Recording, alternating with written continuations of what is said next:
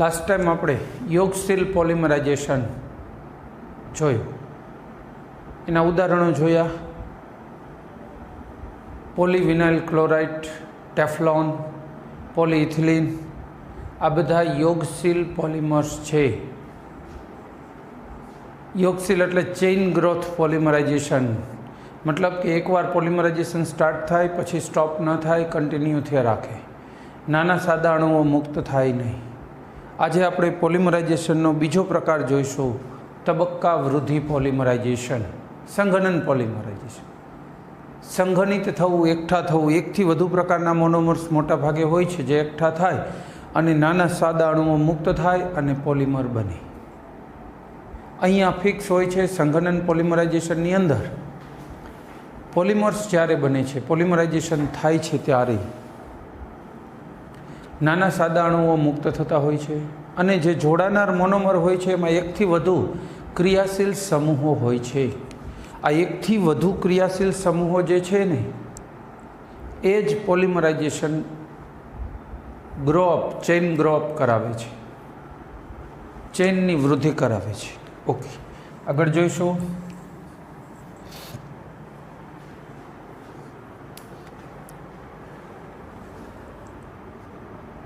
સંઘનન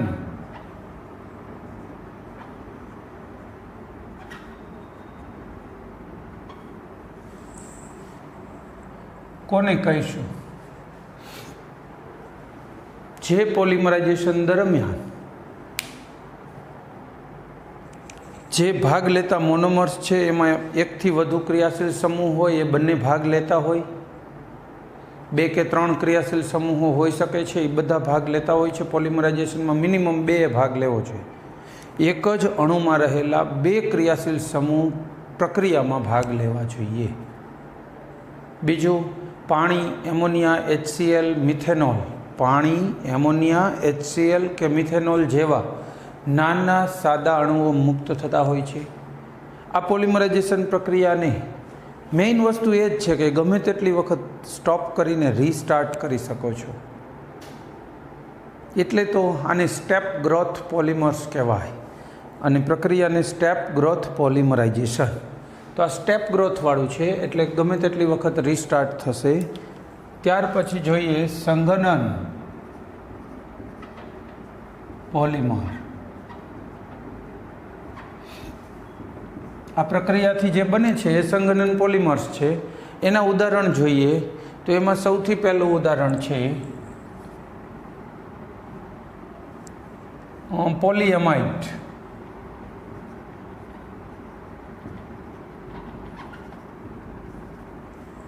પોલીએમાઇડ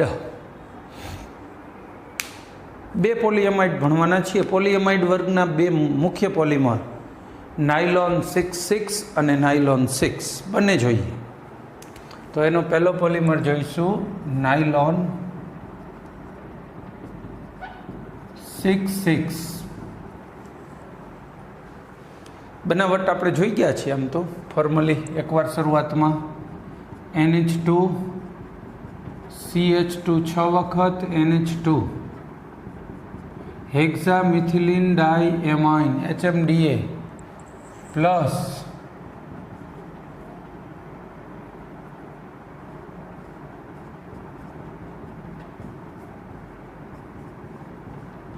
એડિપિક acid,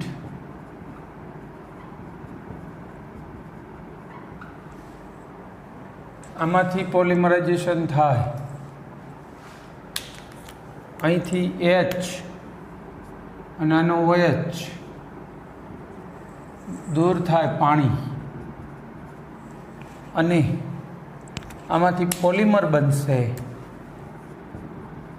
NH CH2 6 વખત NH CO CH2 4 વખત CO અને N વખત રિપીટ.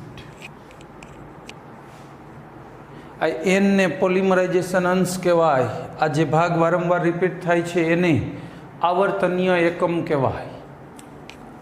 રિવાઇન્ડ કરાવું છું. આ છે નાયલોન 6,6.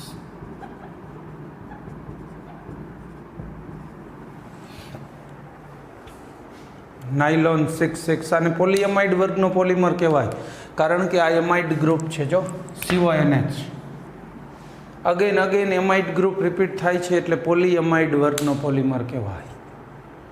પોલીએમાઇડ વર્ગ. અહીંયા જો કન્ડિશનની વાત કરીએ તો 553 કેલ્વિન તાપમાન અને ઊંચું દબાણ, બસ આ એની કન્ડિશન બનાવવા માટે. આ રીતે નાયલોન 66 બને. આ નાયલોન શબ્દ છે ને એના માટે કહું, કોઈને ખ્યાલ છે નાયલોન શબ્દ કઈ રીતે બન્યો છે? સ્કૂલમાંથી આવતા મેસેજ જોયા હશે તો ખ્યાલ હશે. મેં મેસેજમાં એકવાર લખાવેલું, ન્યૂયોર્ક અને લંડન આ બેમાંની હારે એક સાથે શોધ થઈ હતી, અને જ્યારે એક સાથે શોધ થાય તો એનું નામકરણમાં બેયને રાખવા પડી, NY ન્યૂયોર્કનો અને LON લંડનનો. NY nylon. એવી બીજી કોઈ શોધ કહી શકો જે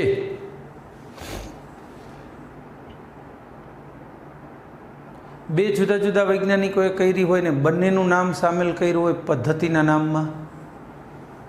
યાદ કરી જુઓ, 10મામાં ભણી ગયા છો. કરેક્ટ, ઘણાને યાદ આવી ગયું. હોલ હેરોલ્ટ, માર્ટિન હોલ અને પોલ હેરોલ્ટ. પોલ હેરોલ્ટ અને માર્ટિન હોલે શોધી હતી. માર્ટિન હોલમાંથી હોલ લીધું ને પોલ હેરોલ્ટમાંથી હેરોલ્ટ લીધું, હોલ હેરોલ્ટ પદ્ધતિ. જોઈએ આગળ. આ નાયલોન 66નો ઉપયોગ, કાળો દોરો પહેરતા હોય છે ને ગળામાં, ઘણી વાર નજર ન લાગી જાય, એવું કાંઈ હોતું જ નથી. કોઈની કોઈ નજર લાગતી જ નથી. ખેર, આપણે વાત કરીએ આ નાયલોન 66નો ઉપયોગ ટૂથબ્રશના જે રેસાઓ છે ને એ બનાવવામાં, કાપડ બનાવવામાં, નાયલોનની સીટ પણ બને, પ્લાસ્ટિક સીટ. તો એવી સીટ એટલે ગુજરાતી પછી સીટનું પતરા કર્યું હોય એટલે બુકમાં લખ્યું હોય પતરા બનાવવામાં. નાયલોનના એવા ઇલાસ્ટિસિટી જેવા પતરા ન બને પણ સીટ બને, પ્લાસ્ટિક સીટ બને. સોફ્ટ હોય, પતરા જેવું નથી હોતું એનું સ્ટ્રક્ચર, સોફ્ટ હોય છે, સીટ કહેવાય. એ સિવાય પણ નાયલોનના ઉપયોગો છે. બંજી જમ્પિંગ સાંભળ્યું છે? ઓકે, આપણે ઇન્ડિયામાં જરા ઓછું ફેમસ છે.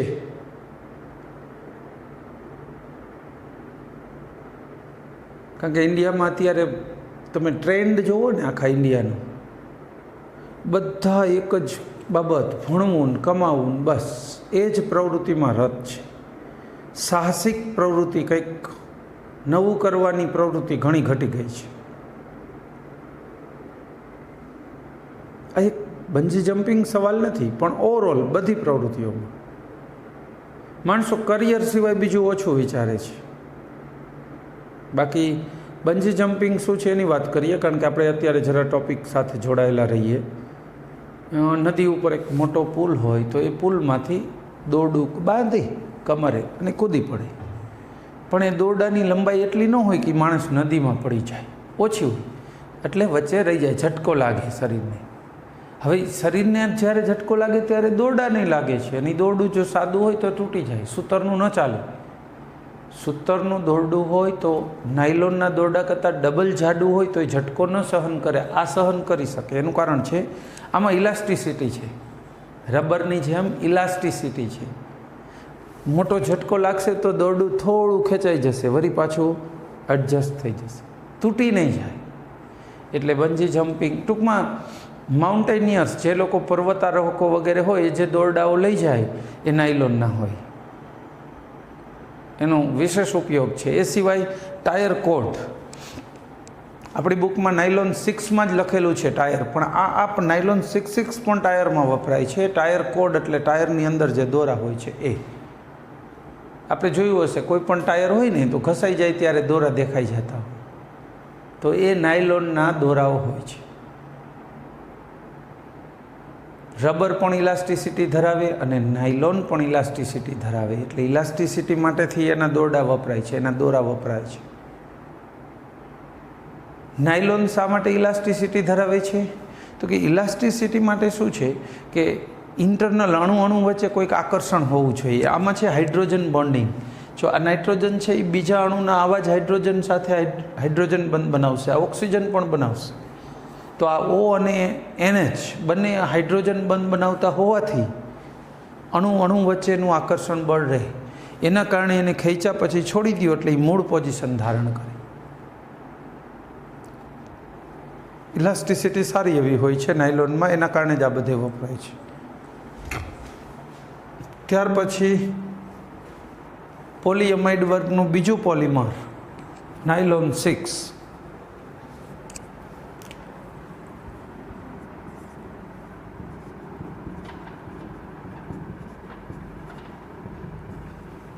નાયલોન 6 ખબર નહીં કેમ પણ આ નાયલોન 6 છે ને IASની પરીક્ષામાં કંઈક ના કંઈક આમાંથી 3 વખત પૂછાયેલું છે.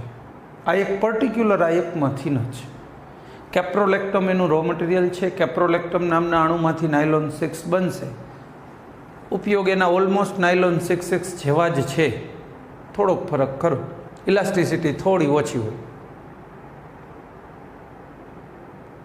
પણ આમાંથી પૂછાયેલું છે કારણ કે નાયલોન વર્ગનું આ પણ એક બહુ મહત્ત્વનું પોલિમર છે. કેપ્રોલેક્ટમનો અણુ આવો હોય છે, CH2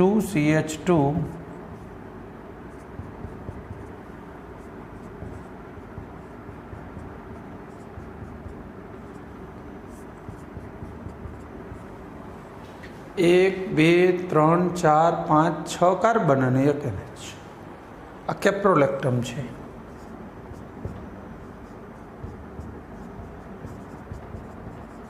કેપ્રોલેક્ટમ આને છે ને પાણી સાથે ગરમ કરો ને, પાણી અને ગરમ કરો, પહેલાં આનું જળ વિભાજન થશે, પોલિમરાઇઝેશન પછી જ થશે.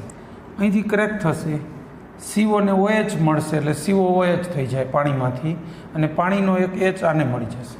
જો પાણીના 2 ભાગ H અને OH આને મળે, H આને મળે, તો બની શું જશે? HOOC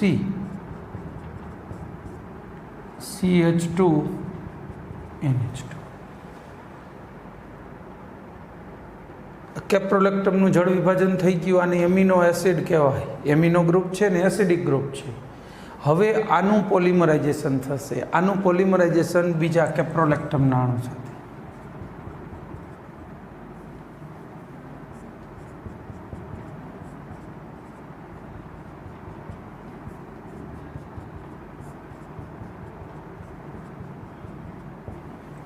આ કેપ્રોલેક્ટમ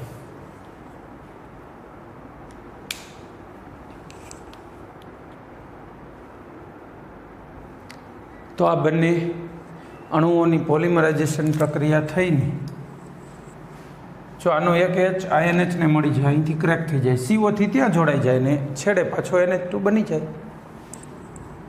HOOC CH2 5 વખત NH CH2 5 વખત CO સોરી અહીંયા NH2 NH પછી અહીંયા CO CH2 5 વખત NH. હું છે આની પોલિમરની ટર્મમાં લખી દઉં. આ છે પોલિમર, આ નાયલોન 6.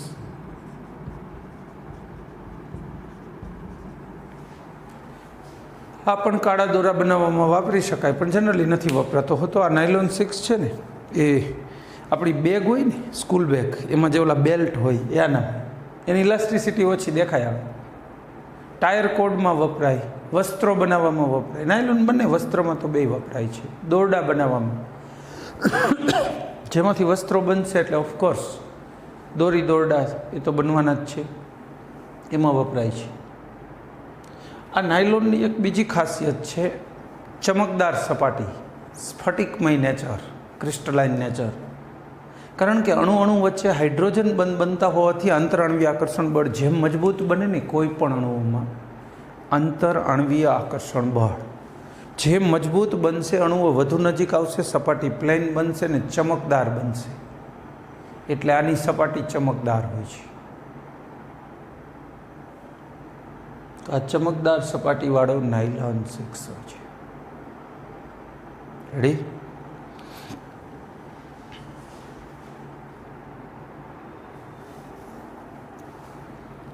બને નાયલોન 6 અને 6 બંનેના ઉપયોગો.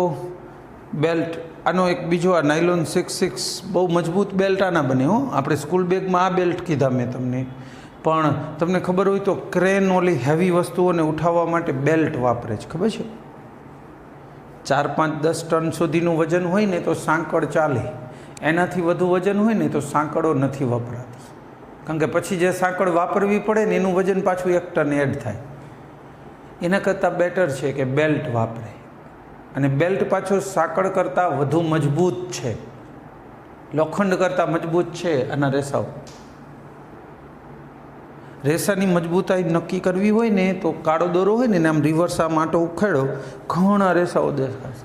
બસ એવો પાતળો એક રેસો લો ને, એટલો પાતળો લોખંડનો રેસો લ્યો ને હવે ખેંચો તો આ પહેલાં લોખંડ તૂટી જશે આના પહેલાં.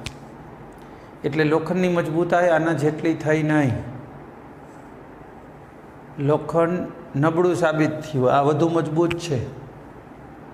આપણે અહીંયા ઓવરબ્રિજ બન્યો સુરેન્દ્રનગરમાં, ઓવરબ્રિજ તમને ખબર છે? એના પેલા આરસીસીના મોટા બીમ બનાવી લીધા હતા, હેવી બ્લોક, પછી 2 ક્રેનથી ઉઠાવીને ઉપર મૂક્યા હતા. ત્યારે એ ક્રેનના જે બેલ્ટ હતા ને નાયલોન 6 હતા. 50-100 ટન વજન ઉઠાવવું હશે તો એના સિવાય શક્ય નથી. એ બહુ બેસ્ટ છે. તો આ વાત કરી બધી સંઘનન પોલિમરમાં. પહેલો પોલિએમાઇડ. હા, એક જરા આગળ બીજી રીતે પ્રકાર પાડવાના છીએ, એના માટે કહી દઉં. જો એક જ પ્રકારનો મોનોમર વપરાવાનો હોય પોલિમર બનવા માટે તો એને હોમોપોલિમર કહેવાય. પણ એકથી વધુ પ્રકારના મોનોમર વપરાય છે, એકથી વધુ પ્રકારના, તો એને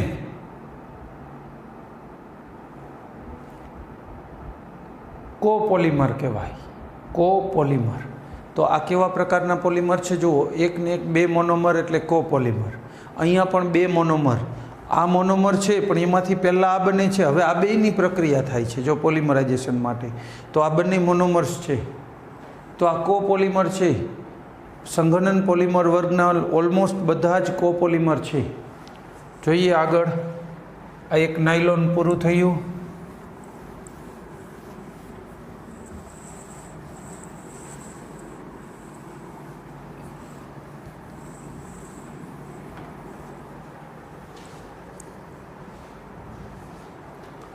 ત્યાર પછી આમાં બીજું આવશે પોલિએસ્ટર. જેમ પોલિએમાઇડ લીધું,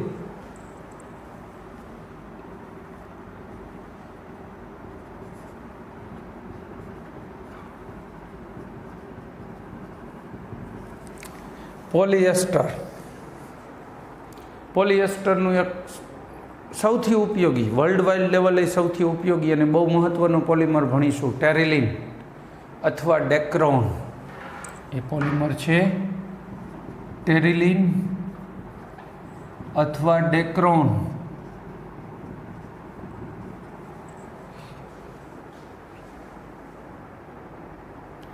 આ ટેરિલિન અથવા ડેક્રોન વિશે જોઈએ. આને બનાવવું કઈ રીતે? ટેરિલિન અથવા ડેક્રોન બનાવવું હોય તો એસિડ જે વપરાય છે એના માટે કહું, જો આવું બંધારણ હોય એસિડનું, COOH COOH, આનું નામ ખબર છે? થેલિક એસિડ.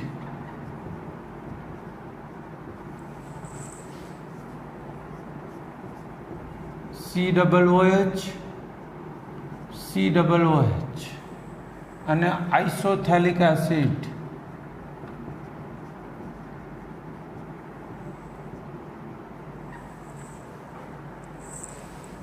અને ત્રીજો COOH COOH, ટરપથેલિક એસિડ કહેવાય. આ ટરપથેલિક એસિડ અહીંયા ચાલશે મોનોમર તરીકે.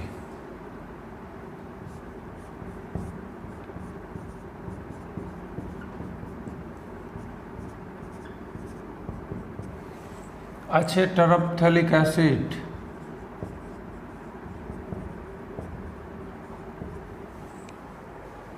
આની પ્રક્રિયા થશે ઇથિલિન ગ્લાયકોલ સાથે.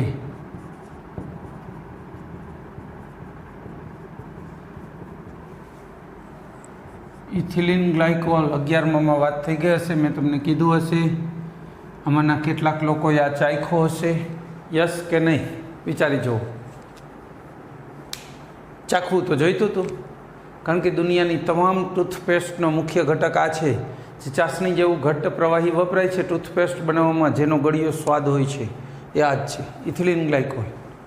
આનું ઉત્કલન બિંદુ ઊંચું હોય, 198 સેલ્સિયસ હોય, 198. આનો ઉપયોગ કેટલીક રાસાયણિક પ્રક્રિયાઓમાં દ્રાવક તરીકે થાય, કારણ કે જ્યાં બહુ ઊંચા તાપમાનની જરૂર હોય ને, ત્યાં દ્રાવક તરીકે ઇથિલિન ગ્લાયકોલ સારો ચાલે છે. આ ચાલી શકે. આને બનાવટનું વાતાવરણ કન્ડિશન જોઈએ 420 થી 460 કેલ્વિન તાપમાન. 420 થી 460 કેલ્વિન. જો ટેમ્પરેચર યાદ ન રહે તો ડેલ્ટા ચાલશે. બીજું ઝિંક એસિટેટ, ZnCH3COO ટ્વાઇસ અને Sb2O3. Zinc acetate,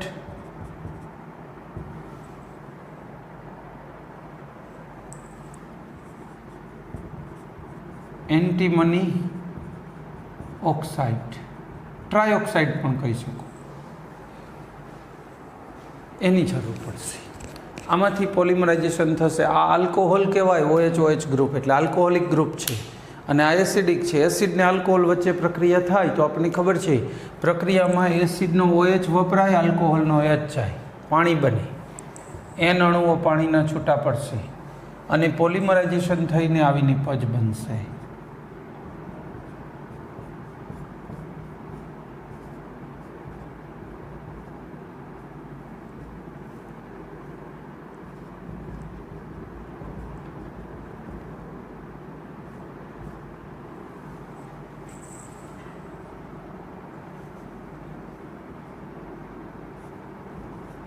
N. આ છે ટેરિલિન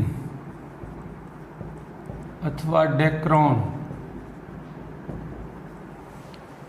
ટેરિલિન અથવા ડેક્રોન.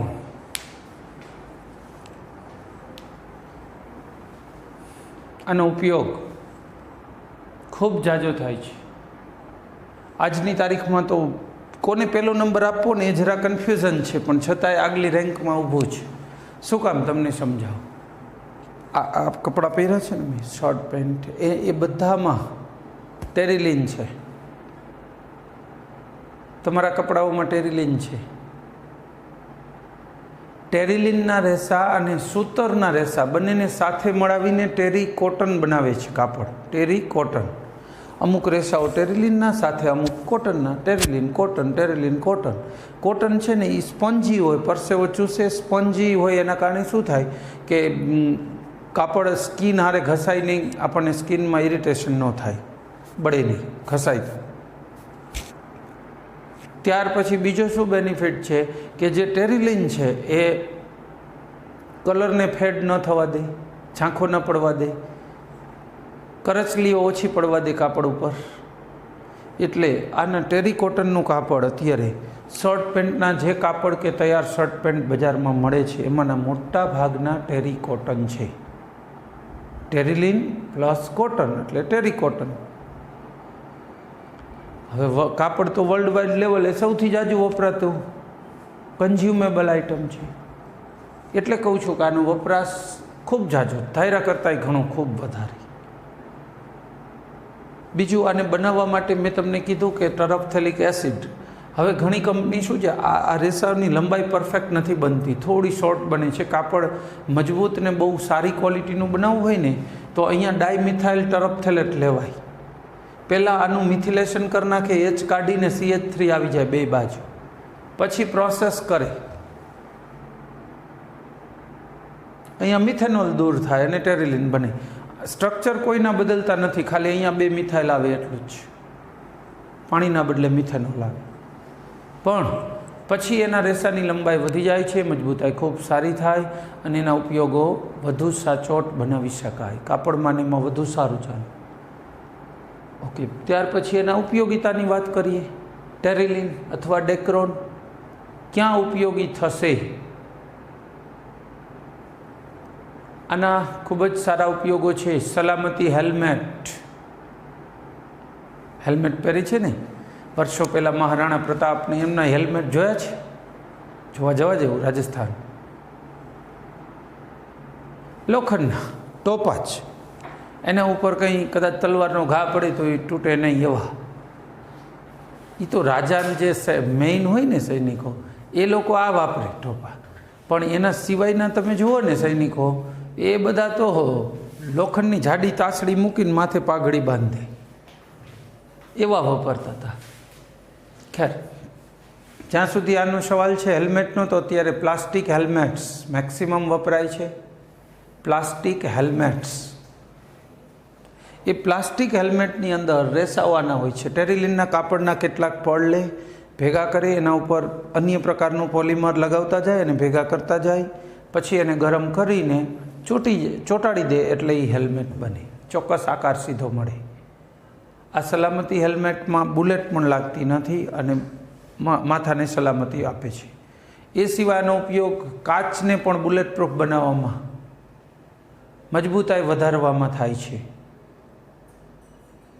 જે કાચ બુલેટ પ્રૂફ બનાવે તો એની અંદર લોખંડના તાર જડી લે. કાચની અંદર કાચ બનતો હોય ને ત્યાં લોખંડની જાળી મૂકતા જાય ને કાચને એના ઉપર ઢાળતા જાય. પણ હવે નવી ટેકનિક શોધાઈ ગઈ છે, જેમાં કાચની અંદર તમે પોલિએસ્ટરને વાપરી શકો છો. જો મેલ્ટિંગ પોઈન્ટ કાચનું ખૂબ ઊંચું છે, આનું ખૂબ નીચું છે, ચોક્કસ ટેકનિક દ્વારા આનો ઉપયોગ કરી શકાય છે. એ ટેકનિક્સની ડિટેલમાં અત્યારે નહીં જઈએ, પણ એવું થઈ શકે છે, પોસિબલ છે. બે અલગ અલગ ટેમ્પરેચરવાળી વસ્તુઓને ભેગા કરવાનું પોસિબલ છે. જાણકારી માટે કહી દઉં, રાજકોટમાં કાલાવાડ રોડ ઉપર આઈસ્ક્રીમના ભજીયા મળે છે. આઈસ્ક્રીમ જેટલો ઠંડો પદાર્થ ગરમ પેકિંગમાં પેક કરેલો મળે છે. સમજો, ટેકનિક સિમ્પલ. ભલે એ માણસે સાદી રીતે મયુર ભજીયાવાળા, તો એમને કોઈ સાદી ટેકનિક્સ વાપરી છે. આપણે મોઢામાં પાણી એવું હોય તો ઘરે જ છો બધા, જરા ફ્રીજ સુધી આંટો મારી લેવો.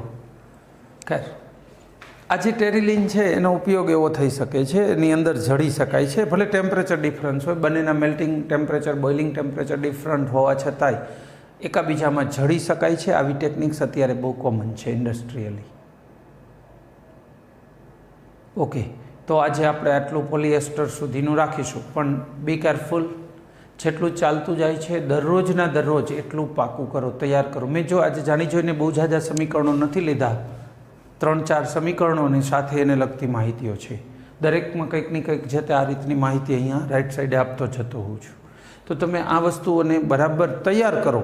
મતલબ કે ખાલી વાંચી લીધી તો પૂરતી નથી. વાંચી લીધા પછી ચોપડીને બંધ કરી દો અને મોઢે એકવાર લખો. જો લેક્ચર સાંભળ્યો છે, ચોપડીમાંથી વાંચીને તૈયાર કર્યું છે, ચોપડીને બંધ કરો છો અને મોઢે લખો છો. ક્યાંય પણ મિસ્ટેક આવે છે તો ફરી પાછું પહેલેથી સ્ટાર્ટ કરો છો. ઓકે, દરરોજ એક લેક્ચર પાછળ, અમારો એક માની લો કે અડધો કલાકનો લેક્ચર છે, તો તમારું વર્ક એની પાછળ મિનિમમ 2 કલાકનું થશે. અડધો કલાક લેક્ચર સાંભળવાનું, કંઈક નથી સમજાણું જરા ફરીથી રિવાઇન્ડ મારવું છે, એમ કરીને 1/4 કલાક પૂરું થાય. પછી બુકમાંથી તમે વાંચો છો, અડધો કલાક 1/4 કલાક પાછો વાંચશો એટલે 1.5 કલાક, પછી એને મોઢે લખશો, ત્યારે કમ્પ્લીટ થશે ટોપિક. આવી રીતે કરશો તો જ તમને આ ટોપિક આમનામ સમજાશે. જો કોરોનાનું કંઈ ફિક્સ નથી, કેટલું ચાલે, કેસ ડે બાય ડે વધતા જાય છે, ઇન ફ્યુચરમાં શું થશે ખબર નથી. એટલે બેટર છે કે તમે લોકો મેં જે સૂચના આપી છે એ પ્રમાણે ઘરે કામ કરો. હું અહીંયા તમને કહું કે મને લખીને આપો, એના કરતાં બેટર છે હું એવી અપેક્ષા રાખું કે તમે જે લોકો મોઢે લખો એ જ. જો મારું હોમવર્ક દરેકે કરવાની જરૂર નથી. જે લોકો મોઢે તૈયાર કરશે એ મોઢે લખેલું જ મને સબમિટ કરશે ગૂગલ ક્લાસમાંથી. જે લોકો મોઢે તૈયાર કરતા નથી એ મને સબમિટ નહીં કરે, મને ખબર પડી જશે કે આટલા બાળકો નથી કરી રહ્યા. મારે એક્શન નથી લેવી. અહીંયા તમને વઢીને સોલ્વ થઈ શકે એવું નથી. તમે સમજો છો, બેટર છે કે તમારું વર્ક સમજી અને તમે કરી નાખો વધુ સારું. થેન્ક્સ. અહીંયા લેક્ચર પૂરો.